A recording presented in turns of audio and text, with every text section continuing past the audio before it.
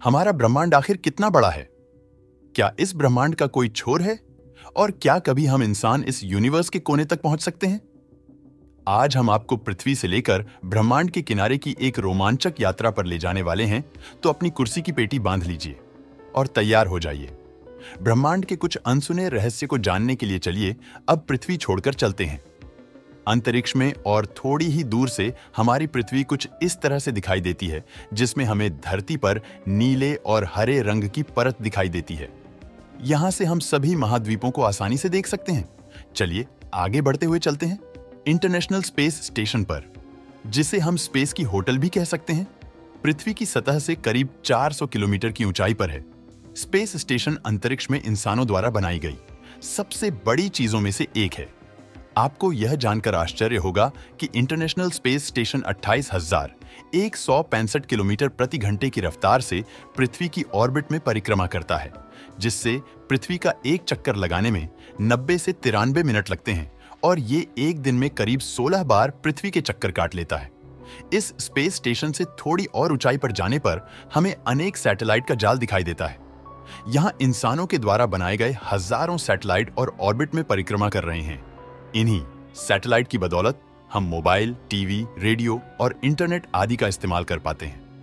अपने सफर में आगे बढ़ते हुए अब हम पहुंच चुके हैं चांद पर, जो कि पृथ्वी से 3,84,400 किलोमीटर की दूरी पर स्थित है। ना जाने कितने अरबों सालों से चंद्रमा धूमकेतु और एस्टेरॉयड की मार झेल रहा है, इसलिए इसकी सतह में कई बड़े बड़े गड्ढे भी पड़ गए हैं।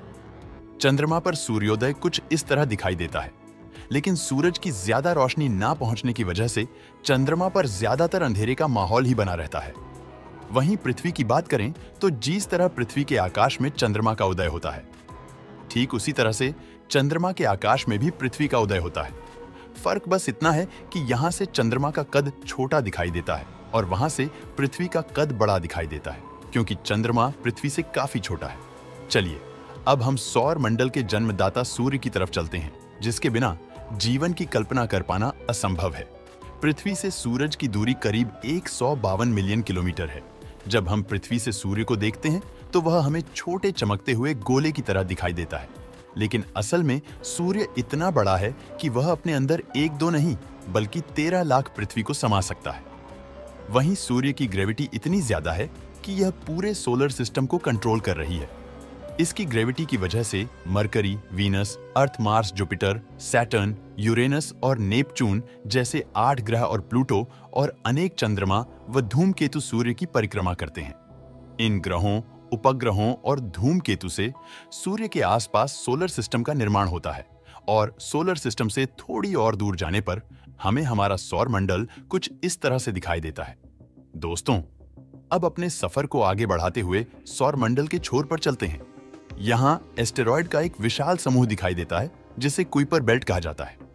कुइपर बेल्ट में करीब 1 ट्रिलियन से भी ज्यादा एस्टेरॉयड मौजूद है, जो सौर मंडल को चारों तरफ से घिरे हुए हैं। ऐसा माना जाता है कि सूर्य का गुरुत्वाकर्षण बल यहीं पर आकर खत्म हो जाता है। अपनी यात्रा में आगे बढ़ते हुए हमारे सोलर सिस्टम के बाहर एक नए सोलर सिस्टम में चलते हैं, जिसका नाम है अल्फा सेंटोरी, जहां एक नहीं बल्कि 3-3 सितारे एक दूसरे के चारों तरफ घूमते हैं।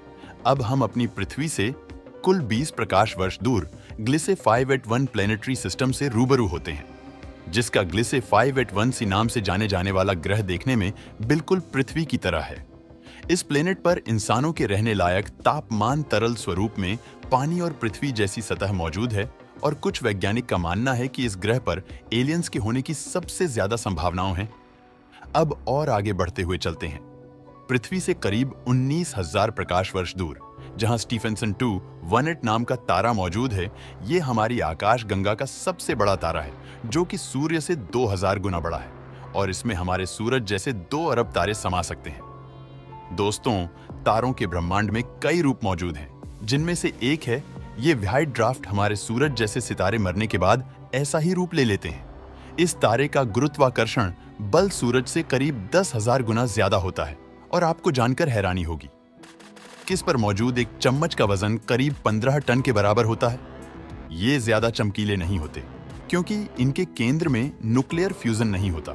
वहीं हमारी आकाश गंगा में न्यूट्रॉन स्टार भी मौजूद है, जो आकार में हमारे सूरज से काफी छोटा है, लेकिन इसका गुरुत्वाकर्षण बल सूर्य से करोड़ों गुना ज्यादा है। इस तारे पर मौजूद एक चम्मच का वजन 2 अरब टन के बराबर है। वैज्ञानिक के अनुसार इस न्यूट्रॉन स्टार पर भी जीवन संभव है, लेकिन अगर यहाँ पर कोई जीव बसा भी होगा तो ऐसे जीवों की आयु सिर्फ कुछ मिलीसेकंड्स की होगी। अब अपने सफर में थोड़ा और आगे बढ़ते हैं। हम देखते हैं हमारे गैलेक्सी, जिसमें 1 अरब न्यूट्रॉन स्टार मौजूद है और 10 अरब व्हाइट ड्वार्फ भी मौजूद हैं। वहीं हमारी गैलेक्सी में करीब 100 अरब प्लेनेट मौजूद है, अनगिनत एस्टेरॉयड मौजूद है और न जाने ऐसे कितने ऑब्जेक्ट मौजूद है जिन्हें अभी तक हम जान ही नहीं पाए हैं। और इन्हीं सभी ऑब्जेक्ट्स को जिसने अपने आसपास रखा है वह है हमारी आकाश गंगा का सेंटर, जहां मौजूद है सबसे बड़ा ब्लैक होल, जिसका नाम है सैजिटेरियस ए मिल्की। वे आकाश गंगा को लेकर एक रोमांचक तथ्य यह है कि यह इतनी ज्यादा बड़ी है कि अगर लाइट भी इसके एक कोने से दूसरे कोने तक जाए तो से भी इस सफर को पूरा करने में 1 लाख साल का समय लग जाएंगे। साथियों, अब हम अपने मिल्की वे गैलेक्सी से बाहर निकलकर इंटरगैलेक्टिक स्पेस में आ चुके हैं, जिसमें हमें मिल्की वे गैलेक्सीज से भी बड़ी गैलेक्सीज दिखाई दे रही हैं, जिनमें से हर 30 गैलेक्सीज के समूह को लोकल ग्रुप के नाम से जाना जाता है। अब हम देख रहे हैं विगो सुपर क्लस्टर, जिसमें सैकड़ों लोकल ग्रुप शामिल है। ये सुपर क्लस्टर 110 मिलियन प्रकाश वर्ष में फैला हुआ है।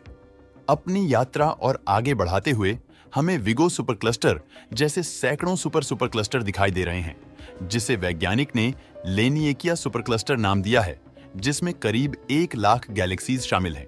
लेनिएकिया सुपर क्लस्टर से थोड़ा दूर जाने पर हमें इसके जैसे कई बड़े सुपर क्लस्टर दिखाई दे रहे हैं और ज्यादा दूर जाने पर हम देख सकते हैं हमारे ब्रह्मांड को, जिसमें लेनिएकिया सुपर क्लस्टर भी एक छोटे बिंदु की तरह दिखाई दे रहा है। और यहां से देखने पर पृथ्वी या सौर मंडल तो दूर की बात मिल्की वे गैलेक्सी को भी देख पाना नामुमकिन है। अब शायद आपको हमारा ब्रह्मांड काफी बड़ा लग रहा होगा, लेकिन ये बात जानकर आपका दिमाग घूम जाएगा कि ये सिर्फ हमारा अनुमानित ब्रह्मांड है और कुछ वैज्ञानिक के मुताबिक 13 मिलियन सालों पहले एक बिग बैंग हुआ था। तब से लेकर हमारा ब्रह्मांड फैल रहा है, मतलब गैलेक्सीज एक दूसरे से दूर जा रही है। ऐसा इसलिए क्योंकि ब्रह्मांड का ना ही कोई सेंटर है और ना ही कोई छोर, यानी इंसानों का ब्रह्मांड के छोर तक पहुंचना लगभग नामुमकिन है। इतना ही नहीं, कुछ वैज्ञानिक का तो ये भी कहना है कि अंतरिक्ष में हमारे ब्रह्मांड जीतने और भी कई ब्रह्मांड मौजूद हो सकते हैं। यानी कि हम ये कह सकते हैं, क्या अंतरिक्ष की कोई सीमा नहीं है और हम इंसान हजारों सालों तक भी स्पेस एक्सप्लोरेशन करेंगे, फिर भी शायद ब्रह्मांड के 1% हिस्से को ही जान पाएंगे। दोस्तों, आपको ये सफर कैसा लगा हमें कमेंट करके जरूर बताना।